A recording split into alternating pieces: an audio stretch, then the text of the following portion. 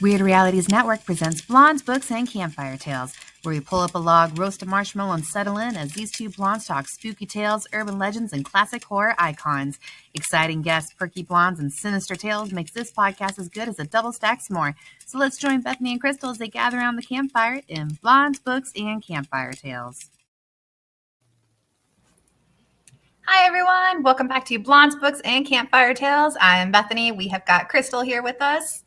Say hello. Hi. Happy Women's History Month. We are going to be talking about misunderstood women from the Greek and Roman tragedies.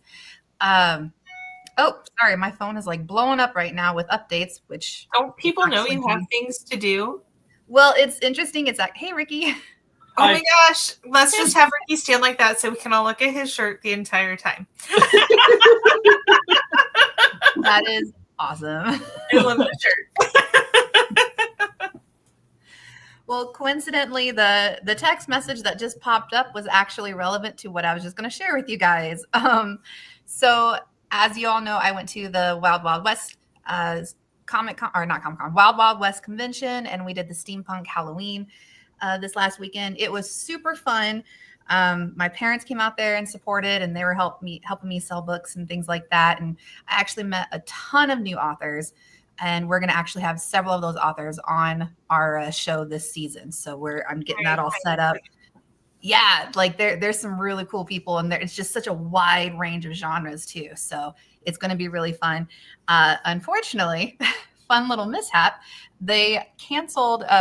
Basically, we were there the second day. All right. And it was probably halfway through the second day. And then all of a sudden they go, hey, everyone needs to evacuate. And so I'm like, oh, okay, maybe like a fire. Yeah, like here. Yeah, they were like, everybody evacuate. So I go back to my booth because I was networking, and that's where my parents are at. And I'm like, do I grab my cash box? Like, what do I do? So I'm like walking out with my cash box. And then they go, well, no, actually the vendors can stay. And so we're like, okay. So we turn around, we go back to the booth. And then once all of the guests were gone, all of a sudden they're like, okay, vendors, you have 2 hours to pack everything up and get out. And we're like, oh, like for the day? And they're like, no, the convention's canceled. Like it's canceled due to medical concern. And so fortunately my booth was very simple. So I was able to pack my stuff up, but there were some very, very intricate booths there. One of them, actually, Rachel, she is an avid watcher of our show and stuff. So she actually had a booth there as well. And she had a very intricate setup with the hats and everything. And so not everyone was as lucky as us to be able to pack up our booth as quickly. And then they started handing out masks. We still weren't told anything. We didn't know what was going on.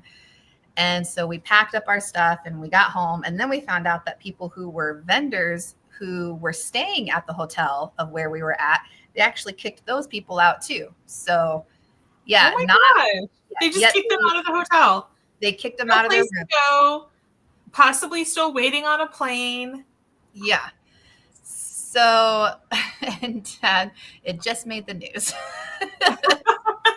Like, I have so many questions about why people were kicked out of the hotel. And I know you cannot answer any of them, so I won't ask them. But I just have so many questions about that.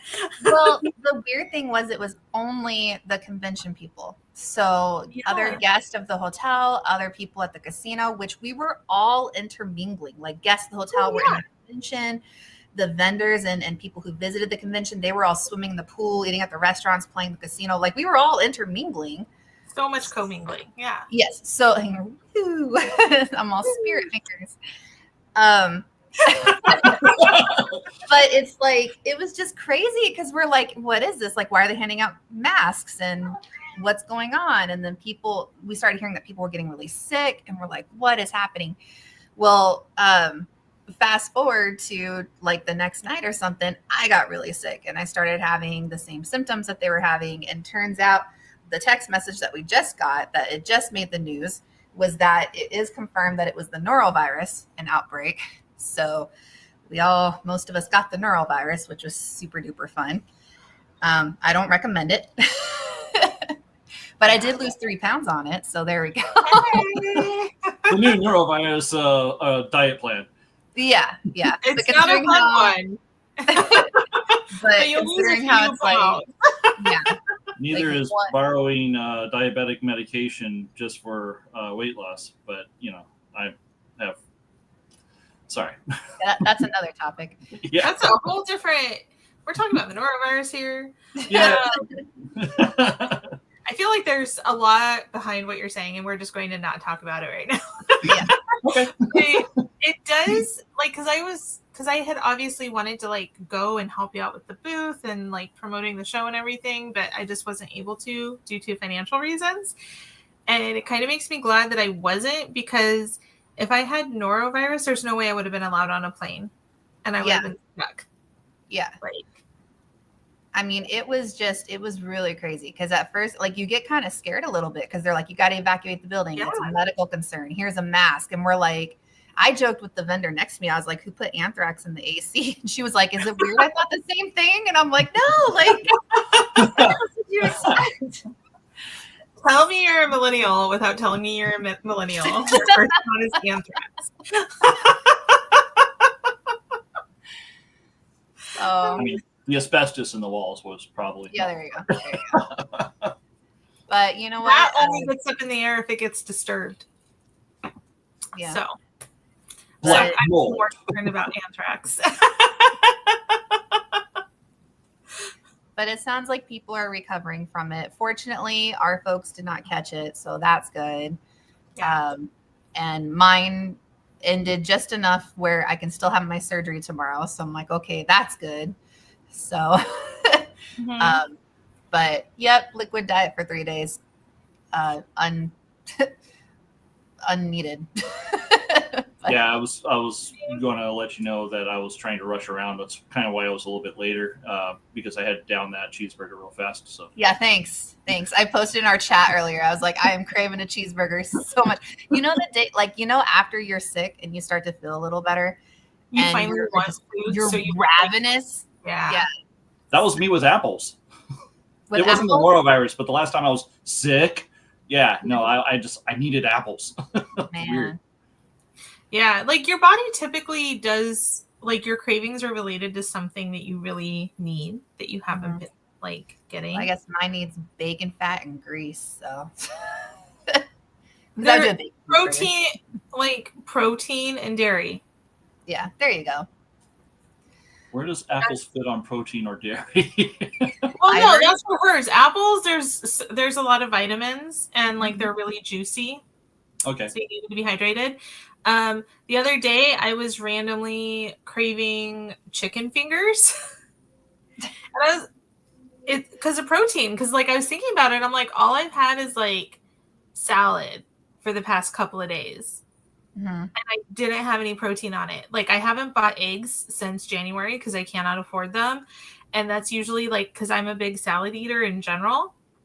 And that's a really quick protein that I can add to my salads. Just be like, here's some egg.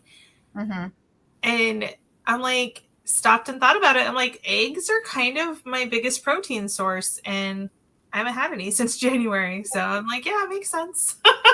You can go with soybeans, like edamame, mukamame, those type of things, because it's I do have some. Yeah, I do throw edamame into my salads sometimes. So that's yeah, pasta. so good. I love edamame. So good. All right. Londa says, hey, sorry she's late. Thunderstorms and dogs are a pain, but she does see Bigfoot. Bigfoot It's really noticeable today, actually. Bigfoot has a friend. He does. He has an alien friend. Oh. How did you notice Bigfoot and not the alien standing next to him? Because the screen is really small. And the green kind of blended in with his comforter. Ugh. Yeah.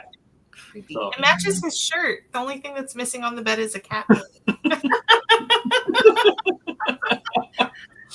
Dad says tuna is good on salad. Yes, it is, but she can't have the tuna though. Yeah. But it is. No, yeah, I'm just like, just need to be eating more protein. I was just ignoring it for a little bit, and my body was like, you need it. And the craving came through as chicken strips. Are chicken strips super healthy? No. Are they high in protein? Yes. well, unbreaded chicken strips are all right. Well, what's the point of that? You know I wanted the breading. That's actually okay. A lot of the restaurants or fast food restaurants that were doing chicken sandwiches and such, usually the burger chains, they've all gone with air fried, but they've all gone with breaded chicken in their sandwiches. I'm like, you already have bread on the outside. What's the point? And they don't have the option to have just grilled anymore. It's like, yeah, I do, because I do like a grilled, but it's different. The breading on the chicken is crunchy. The bread in the bun is not. Mm-hmm. I think it's along the lines of fried chicken and stuff. If it's already got breading on the outside, they can just chuck it into the fryer and it's done in a minute. Mm-hmm. Yeah, see, for me, the grilled is slimy. Yeah, from fast food restaurants, it really can be. Like, some fast food restaurants do okay with grilled chicken, but a lot of them, it's kind of slimy. I would never eat grilled chicken from, like, McDonald's or Burger King. Yeah. I've had it from both of them, and it was slimy. That's why they got rid of their grilled chicken. Anyway, let's stop talking about food, guys. Sorry. I'm pretty sure you're the one that brought food. The person that she has surgery my tomorrow. Water. My yummy water and my hot tea. Yeah. So anyway, Greek mythology and Roman mythology, misunderstood women. We figured for Women's History Month, this would be appropriate. I know we talked about doing Loch Ness and stuff and carrying it over from a previous show, but it sounds like was it Weird Awakenings or Watching Weird? One of those shows they did. Weird Awakenings did do Loch Ness and other Scottish legends on Friday, and we just thought that would be a little bit of overkill. And it's Women's History Month, so so let's talk about some misunderstood women. And we're going far back in time on this one. Just a little bit. Weird. Yeah, I saw you making some comments on there, Linda. I was very quiet, though. I was just kind of watching and I was cleaning while I was watching, so I couldn't really do comments. Anyway. Oh, yay, women. There's Rachel. So we were just talking, Rachel. It was really great to see you and meet you at the Wild Wild West Con. Her husband actually got a little sick, too, but from what I hear, he's doing better. So that's good. But okay, so back to our women. I have Medusa, so I'll talk about Medusa right there. And to learn about Medusa, you kind of have to learn about Perseus too. So we'll start with Medusa and then kind of go full circle on it. So basically, when people think of Medusa, they think of the snakes in the hair, and you look her in the eyes, and she turns people into stone. But how she got that way is she was actually a very beautiful woman with like long locks of hair, just absolutely stunningly gorgeous. And so many men wanted her as their wife. Like they wanted to wife her up pretty much because she was so beautiful. But the thing is she was actually a priestess of Athena. And so, which is the goddess of war. And she was bound by an eternal vow of chastity. So to be a priestess of Athena, you had to be a virgin. Pretty much. And well, not pretty much. You had to be a virgin. So every man wanted her. No one could have her. In comes Poseidon, because Poseidon's a dick, and we all know this. And he had to have his way with her, pretty much. But not only that, but he did it in Athena's temple, which is like absolute sacrilegious, because people would go to her temple to basically repurify themselves and just do vow of purity, all this stuff. It was a very sacred temple. So to defile her and rape her, some people were like, they ravaged her. I'm like, no, he raped her. Is what happened. Like, let's call a spade a spade. Yeah, he straight up raped her. And it made it very sacrilegious. And in most Greek, well, actually just, unfortunately, if we want to get all political, but in every, even nowadays, it's the case. But women are the ones who are blamed for a lot of harassment like, oh, she's blame the victim. Yeah. Let's not blame Poseidon for what he did. Not only did he completely violate Medusa, he also violated the temple. So it's like he's doing one horrible thing and like compounding it. Like, he's the bad guy. And what they were looking at was, well, he's a male god. and that's expected he's supposed to act like that. And so of course she got blamed. And because of that, Athena turned her into what she was, which was actually a gorgon is what is called. And it's basically a scaly like creature. Let's see, I took notes on it. So gorgons actually represent the physical embodiment of death, which means like their skin pulls back. They have the expanded eyes, marks on skin, a tongue that bloats out of the mouth type thing. So that's kind of what a gorgon looks like. So that's how she got like the snakes. She got like boar tusks as well, and like the big eyes. And that's how it's kind of depicted. The other thing is after that, then she then got banished to a remote island. And that was kind of like the final thing from Athena, where she's like, well, not only are you hideously ugly and you turn people to stone with your eyes, but you're going to be completely like just cut off from everything. She can't talk to anyone, see anyone, nothing. Even like nothing would grow around her. There used to be a beautiful garden and just nothing. So she's on this remote island. So now that's the beginning of Medusa. This is where we bring in Perseus. All right. Perseus is the son of a woman. It started with a D. I forgot. It's like, I'm just going to call her Dana because it was something like that. It's like, it's like Danya. Dionysus? Or like Diana or Dionysus. Something. Or Daedalus, maybe. Diana in there too. Sorry, Yeah. I didn't research. I mean, I know I'm familiar with the story, but I didn't do the research on it this week. But yeah. So I think it was King Artemis. He had his daughter, Dana. That's what I'm going to call her right now. I'm sorry. Yeah, he had her. And there was a prophecy, basically, that her child, any child she had, was going to grow up and end up killing him. And so he's like, well, I don't want that to happen. So he put her in a tall tower, kind of like Rapunzel, like a tall tower, only he gave her like very little food and water. And he wanted her to basically die. And every day he was waiting for news of her death. And when he didn't receive it after a while, he went to go check on her. And he found her pregnant. Not only having been pregnant, but she gave birth. And so she has a son now, and that was Perseus. And what had happened was those pesky gods again. Zeus fell in love with her, and he came down in a shower of gold into the tower. And that's how he got with her, and in that form somehow. And anyway, she got pregnant with Perseus. So Perseus is born. And of course, he's like, well, this isn't going to work, but he still can't technically kill her because now he's got a demigod for a grandchild and doesn't want the wrath of the gods. So he puts him in a boat and just sends him out. So they end up on this other island where this other king is there. Okay. And Perseus kind of grows up to like a strapping young lad. And what happens is the king of that island, of that land, falls in love with his mother, Dana, right?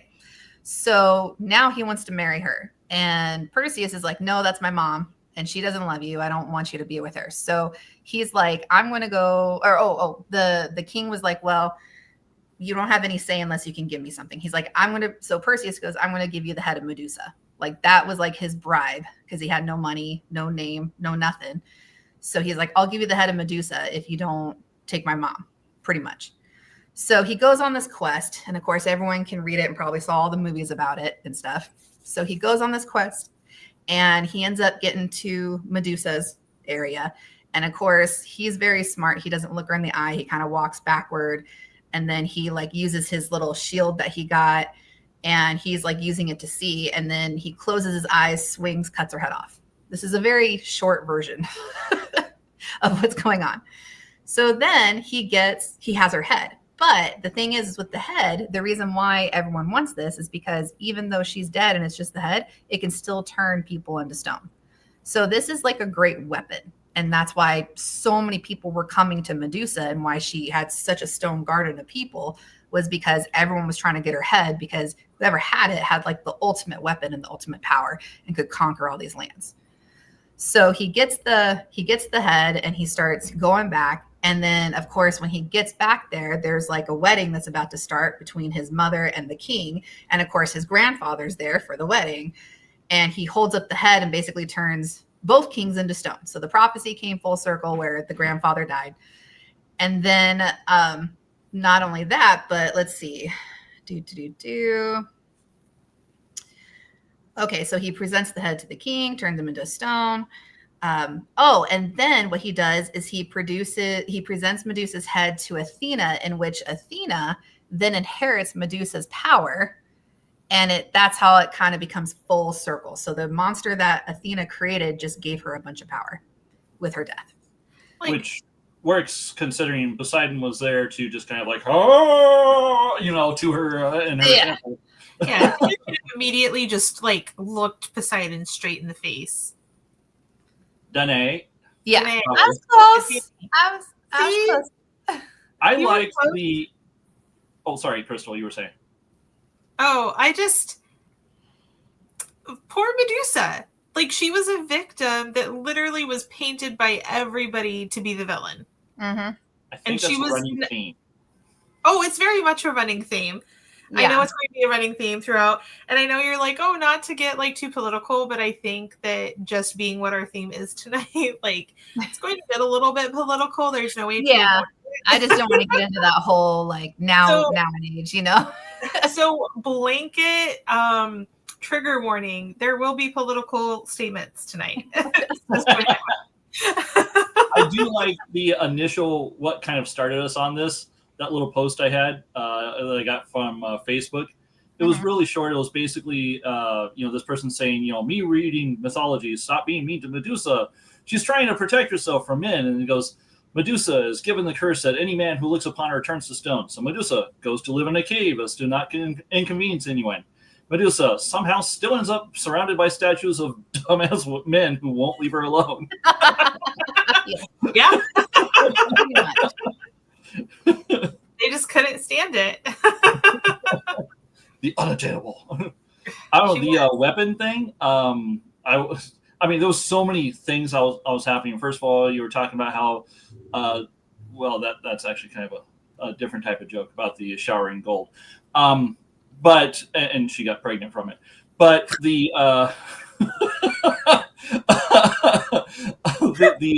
and then Perseus gets, her head and is able to use that as a weapon. Actually, that's what I was getting to. So like her powers of the eyes and such that were, still in effect even upon her death, very similar to how I think it was rattlesnakes in particular, the venom and such is still viable for a couple days after you've even cut off the head. So, and snakes. Yeah, and you can kill you can definitely kill a rattlesnake and still be bitten by it with 100% of the after effects. Yeah. Yeah, because then they're not in control of restricting it. Yeah. When Perseus was actually like flying back, because he got those special shoes from someone, and so he was flying back holding Medusa's head, her blood was dripping on the ground, and wherever it dripped and landed on the ground, a bunch of snakes would come out, and some people were saying that's like, some people were saying that's how snakes, came about and stuff in that area. Like that's how powerful of a monster she was, that her blood created more monsters. Yeah. What I didn't know was that's more how powerful the wrongs against her were. Yeah. Not that she's a powerful monster. Sorry, go ahead. It's okay. I didn't know about the ending part, how Athena was able to regain power as a result of that. So that's actually pretty cool. It was kind of a cyclical thing. Yeah. Not as cool with the fact that, she's jealous at what happened in her place because of Poseidon, but decides to punish someone else. Yeah. Decides to punish the victim instead of the perpetrator. Yeah. Yeah. Someone had this still happens today. Yeah. Someone was in one of the documentaries I was like watching and stuff. They had said that basically Athena was basically in the boys' club. She was one of the few female goddesses and stuff. War and all that. Yeah. Huh? Yeah. War and all that. Yeah. So it was like almost like she had she felt that she had to blame the woman because she can't blame Poseidon. That's one of her fellow boys type thing. So, bro. She was she was kind of a pick-me girl, is what you're saying? Pretty much. I hadn't heard of that. You ever heard of pick-me girls? No. Oh. Did you say pygmy or pick me? Pick me. Oh, okay. Yeah. Like pick me. Not a pig. Gotcha. Not like the girls who always have to have. Well, I shouldn't say just girls because there's some guys who do it too. Oh yeah, it can go either way. It can go either way. But basically, they they just try to get all the attention pretty much, and they can't stand other people having the attention, so they have to. That's why they're called pick me, pretty much. Gotcha. Yeah. So like Wanda heard pick me too. Sorry. So yeah, like Athena being like trying to fit into the boys club would do things that are not necessarily pro-female because it would endear her to the males around her. Yeah, I guess so. Testosterone poisoning by association, I guess. Yeah. Like she's the goddess of war, but she also just wants to be liked. I mean, she's the goddess of war. If you don't like her, then she'll just kill you, I feel like. I mean, you have options here. You have options, girl. Yeah. And they missed I would imagine this would have been hit considering, the times and such as well. But they missed this huge opportunity of the goddess of war, red tide, and seasonal things. I mean, I can totally see that being a thing, but it's not actually brought up in that. I've not seen any or heard anything about that. And it seems like from a bad historical review, a missed opportunity in their case. I'm not saying it. Yeah, why isn't there a goddess of menstruation? Like, why? You would think. So Rachel has something to add. She goes, after her head was cut off, these two were born from the winged horse Pegasus and the giant Grosiar? I don't know. Or Krystal. Yeah, I'm not going to try on that one. I know I can pronounce Pegasus, though. But what's interesting is like that Athena just kind of absorbed her power, and Medusa kind of became the symbol for Athena after that. In fact, even I think it was in Pompeii, the archaeologists discovered like this picture, or not picture, but like, some art or whatever that had Alexander the Great depicted in battle, and on his breastplate was Athena, and it was Medusa. Huh. Yeah. So I thought that was kind of interesting. There's a statue and this kind of, I'm just trying to Google it as I talk. I apologize. I think Perseus's head is. Do you guys know what statue I'm talking about? No, but Londa says there's the Hindu goddess for menstruation. Yeah, well, Hindus know what's up. Back and forth on that too. So it is. It's a newer statue. It's a 7-foot bronze sculpture, and it has Medusa, but instead, like, it's basically reversed. Instead of like Perseus killing her, it's like she's holding up his head. Nice. And it goes with like the newer theme where like feminism has been embracing Medusa and like just really embracing like the truth of her and like turning her into a symbol of strength, which I think is very on point, because like just think of like how strong of a person she had to be to go through all of that, be blamed for all of the bad things that happened to her and were not her fault, and then she had to go live on an island by herself with people still constantly coming and attacking her. Like maybe Perseus got her because finally she was just tired of fighting, and she was just like, some people do speculate that was like a mercy that he bestowed upon her, was to finally like end her suffering on stuff. But at the same time, like he's not to blame either. No, really. I don't think he is either. Like, I don't necessarily see him as a villain either. yeah. But that makes sense that they would do that statue because like the Medusa tattoo is a sign of resilience and strength and power and stuff too. That's a very popular tattoo. Yeah. And so I just I haven't seen that statue in person. I've just seen it online, but it's a really cool statue. And I'm like, Medusa's getting her moment. She's getting her retribution, you know? Rachel actually has a really good ending right here. She goes, I would love for somebody to do a redoing where he goes to kill her and in the end he can't do it. And he goes, look, I just need your help to turn somebody to stone. And she's like, oh, okay. She's like, yeah, let's do this. She puts on some sunglasses and they go and like. Right? Well, that's the thing. Like, okay, two things. One, it was like, why didn't she just cover her eyes? You know, if she wanted to not scare people or something. She also wanted to be able to see. Well, okay. Back then. Yeah. But then it was like Athena did all this stuff to her, made her this grotesque Gorgon and everything. But her main thing was to make it to where if anyone she looked at turned to stone, so that would seclude her. Like that was worse than her looks and being a hideous monster, you know? Yeah. Note, however, in all of the Hollywood versions of this, Clash of the Titans and remake and all that, she's always hot with, you know. Oh, always. She's always beautiful. No, it's really funny because, like, yeah, she's supposed to be completely hideous to look at as, like, part of her punishment. And she's always depicted as so beautiful in, like, paintings and movies and I like statue that I was talking about. in Percy Jackson, she's just got, like, a turban on and sunglasses, and she just does her thing. Nice. I'm like, I mean, there you go. I mean, she's got a rock garden, but still. Yeah. And Artemis, let's see. I just Googled it, and Artemis is the goddess for womanhood. Okay. She's also kind of a war chick, though, too. Mm-hmm. Like goddess of the hunt. Are strong. So, so then going from Medusa, Krystal, who did you have? Pandora. Okay. And her jar. It is not a box. She had a jar. Womanhood is war.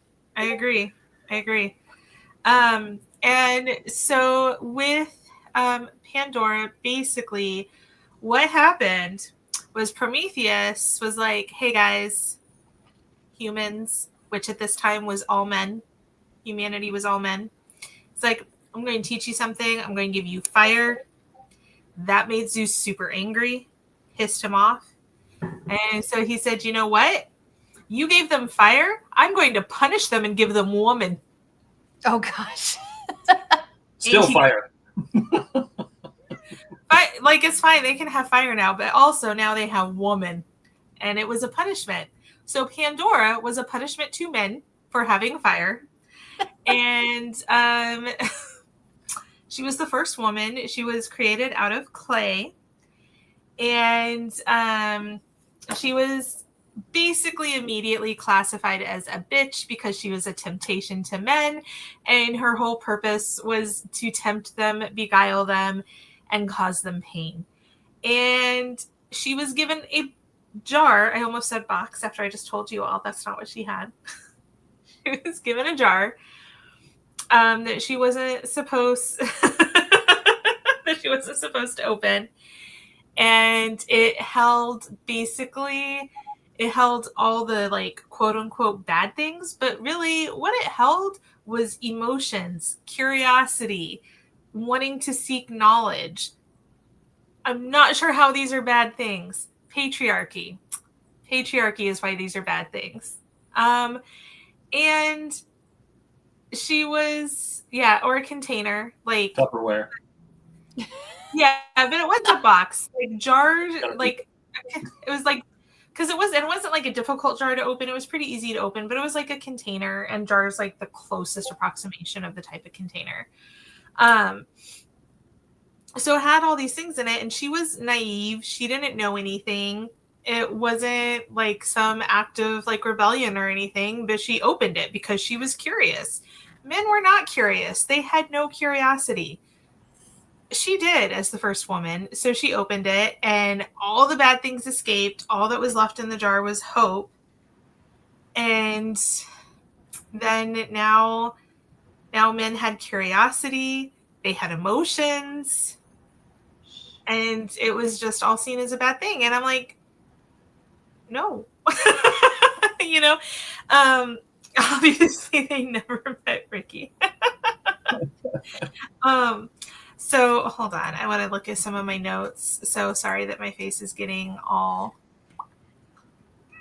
crossed out, but basically, it's just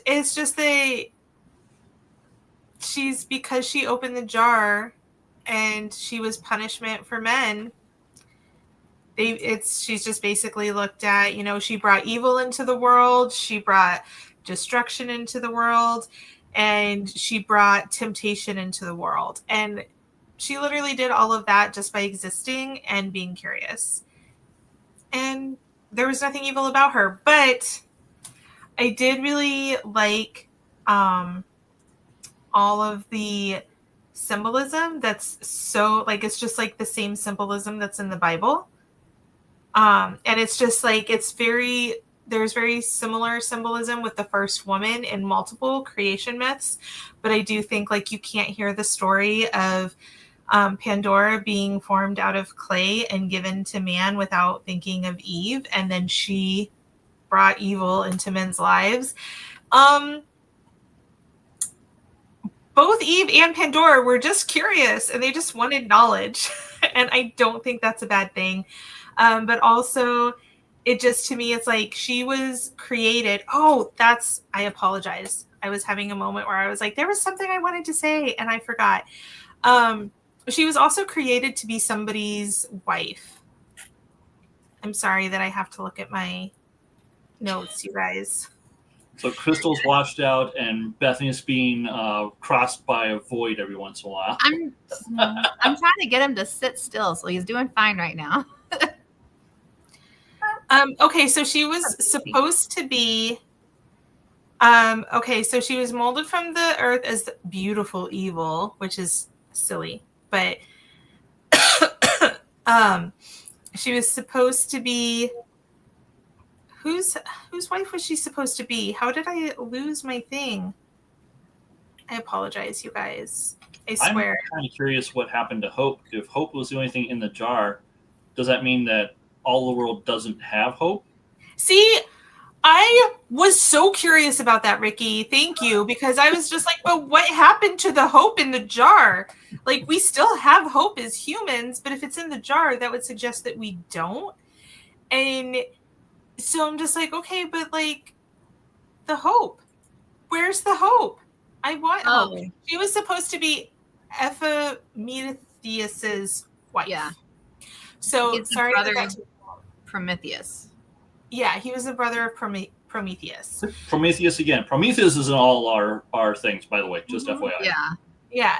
So he was Prometheus's brother. Prometheus gave them fire. It was punishment for giving them fire. And she was also created to, like, she was just with absolutely no say, being like, okay, so now you're going to be Epimetheus's wife.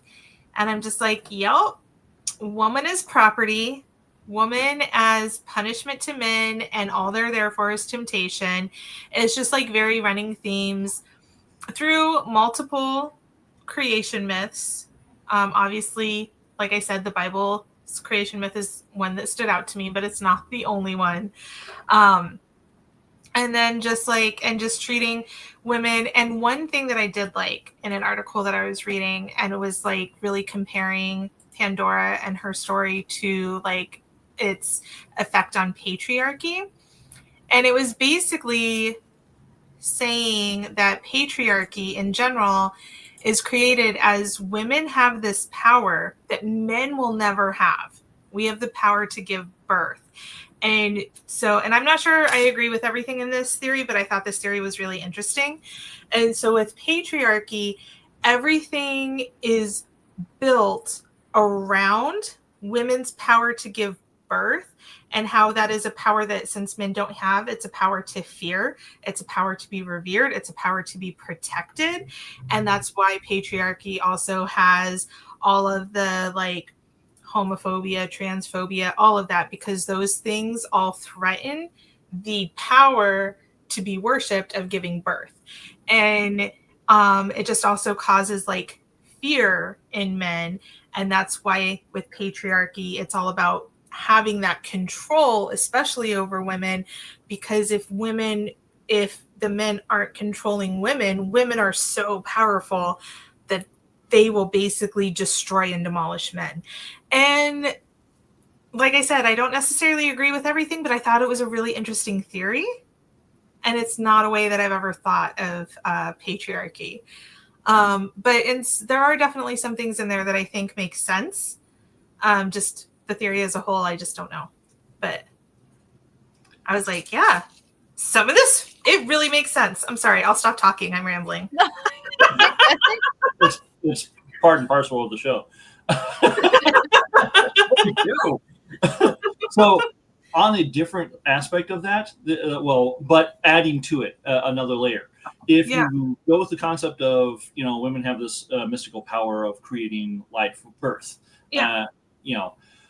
that might lead toward the why a lot of stories and stuff about the whole boy and his robot, the mysticism of golems, being created, by the Judeo-Christian, mystics and things like that, because it's mystical, it's other, it's this power, and it still lends towards that. So yeah, why not? Yeah. And it's just like, it's really interesting when you look at, thank you, Rachel. I appreciate it. Thank you, Londa. It's really interesting when you look at how long these concepts and theories have really been around and how they're so integrated into like every culture, every religion, just these sorts of themes. So, and yeah, just like I also like learning about other people's theories about why things are the way they are. Mm-hmm. And so I definitely thought that was like some good points in that theory. Yeah. You'll find a lot earlier. Londa maybe was talking about in Hindi, they've got a statue of I forgot what it was. They have a goddess from menstruation. What's that? They have a goddess that. Yeah. Because they do have a lot of back and forth. Shiva and stuff is male and or female, depending. Back and forth and just kind of the different situation. But even in then, it's kind of not good and evil, but more of passions and less, or passions and order type deal. And even then, those who are born with both genders are actually revered. So because they're supposed to be part of both, they are more whole. And in their philosophy, a lot of things are you're half of a soul, and so that's how you find the other half, that sort of thing. So a lot of their things are along those lines. So, and which would make sense. Oh gosh, I honestly don't know if this creation myth is specifically Hindi, but that just, it reminds me of the other one where it's like, like you said, people are like two halves of one soul. And so people like basically, and it's like, and if you've ever watched the musical Hedwig and the Angry Inch, there's a whole song that talks about it. But so like people had like two sets of arms, two sets of legs, and like just basically you're literally two bodies molded into one big body. But then one of the gods got jealous of the love, so they separated the people. And so that's why we're always looking for our soulmate, because they're truly our other half. And it's really interesting. And then, and of course, like there is like, it's just also interesting to see how, because really with Pandora, it does very much talk about the difference of like women are more in tune with their emotions and men are like, I don't need emotions. What's that for? That's bad. And I think everybody should be in tune with their emotions. Everybody has them. So everyone should know how to deal with them. Yay! I'm glad you found your emotions. I think it was the other half. Oh, other half. I'm glad you found those too, or that. Sorry. I think both are relevant. So Yeah. Relevant. And I think that, Mr. Stutzman, I definitely think you have found your other half. And I think you're very in tune with your emotions. You have a healthy relationship with your emotions. But like, if you don't have a healthy relationship with your emotions, then emotions are seen as a scary and toxic thing. You know? Mm-hmm. Makes you go out and cause wars because you thought a woman was pretty and she was taken. It's like Helen of Troy. Yep. Alexis, we're talking Greek and Roman mythology. When were the Romans ever involved in war? So on to then. So I mean, yeah, with two things and stuff. I've got rock and hard place here. I ended up I was going for one because I was like, oh, this is kind of a cool story, you know, or not story, but kind of a cool concept that, you know, they worked with. But it's technically two that are in the same area. So along and by the way, my notes are on this.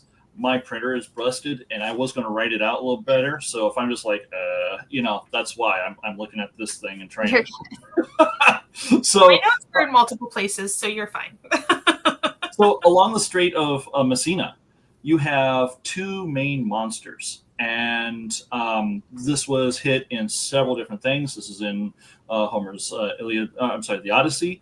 You've got you know, Jason and the Argonauts, and even Hercules has had involvements with these.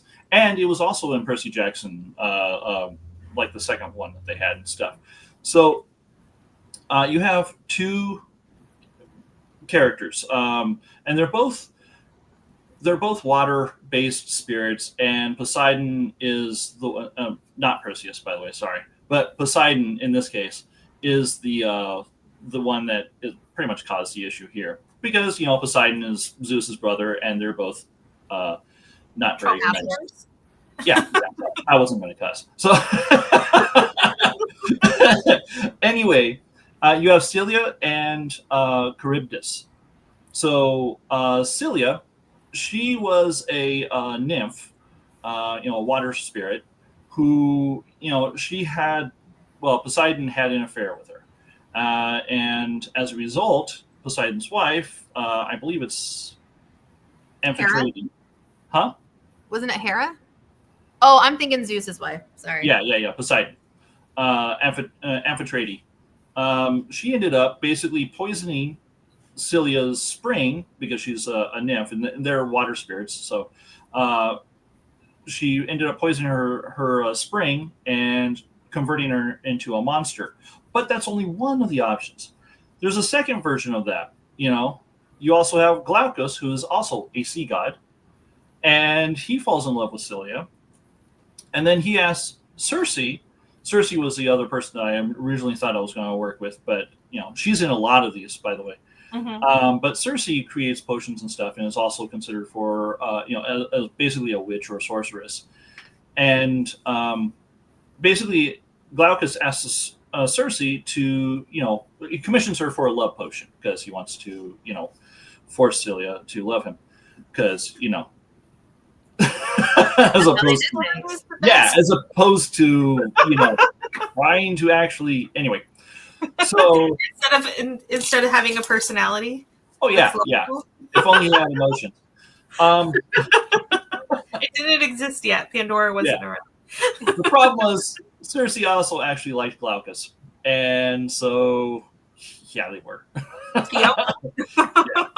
And so as a result, she basically, instead of creating a love potion, created, you know, one that turned Scylla into this monster. This monster is typically like a six-headed lizard that lives on, you know, the cliff face or so of the strait. Okay, and usually and she's, you know, full of greed and stuff, and constantly having to eat and that sort of thing. So while she's there, she'll eat fish and stuff, and the occasional seafarer that goes through. And in fact, in the Odysseus one, he had to choose between going with, through the straight side, or the side of the strait where, Scylla was, and, having 6 of his men being eaten, or going on the other side where Charybdis is. And Circe, in that one, actually directed, it's going to be easier to just go this way. And so he had to make that choice. Until later on, when he had to go back and then ended up going through Charybdis's side. So, he had to go through both anyway. Now, Charybdis. Charybdis was actually much older. And in her case, she was a naiad. So the naiads, so the nymph is basically a generalized version of, term for fae, of water spirits and that sort of stuff. But the naiads were specifically freshwater, spirits, goddesses, that sort of thing. And they also can be more primordial. And in this particular case, with Charybdis, Poseidon is her dad. And, Poseidon and Zeus, being the brothers that they are constantly warring with each other, just kind of being like, well, I'm better. No, I'm better, that sort of thing. So Charybdis decides to help her dad out, and she sinks several of the islands and stuff that was, sacred to Zeus, which of course pisses him off. And he gives power to Poseidon as a result. It's like, haha, aren't I the good daughter? But then, so Zeus, chucks his thunderbolt, because that's what he does, and, curses her to, the bottom of the sea, and she becomes, this giant whirlpool, basically, that's constantly just, they talk about how it has to suck in water and everything 3 times a day, and then expel it back out and such. And it's huge enough that you can chuck an arrow from one end to the other just barely, type deal. And in the straits of Messina, there actually is a rather large water whirlpool. It's not that big, but it's about the size of a boat. It's pretty large. So it kind of helped explain that in real life as well. But Charybdis, after being cursed into this form, as I'm looking at my little thing here, sorry, was transformed into the demon of tides. And Odysseus, again, when he came back, he decided to take her side of the strait instead of the other side. And, the raft he was on gets sucked down into Charybdis's maw, and he happens to hold on to this fig tree, to prevent from, being sucked under, until she expels it back out later, and then he ride on. What is most interesting is, and I don't know if this was the case for, darn it, what was yours, Krystal? Pandora. I don't know if this is the case for Pandora, but both Scylla and Charybdis are still alive. Now, essentially, Scylla was killed, but then brought back. She was killed by Hercules at one point, but brought back. So, yeah. So, I just love, this is a side note thought, but I just love thinking about it, how every religion, every civilization, everything, we've always just been so curious, and we just always want a way to explain the world around us. And that's where all of this stuff truly comes from, is this want of knowledge and curiosity and wanting to know why the world is the way it is. And that's just always been a thing. And yeah, that probably means I would have been freaking Pandora, ripping that container open my Tupperware curiosities. But I just think it's just such a human nature thing to be curious and to want explanations. And I just love how it's these just really intricate stories with all these relationships and backgrounds and everything. But it's just really I want an explanation for why is the world the way that it is. Or fear of the unknown. That as well, yeah. And that's why curiosity is bad, because then you go look for it and get eaten by a wolf. Well, the fact that it keeps killing cats is what pisses me off. They What? have great lives, though. Like, Well, okay, fine.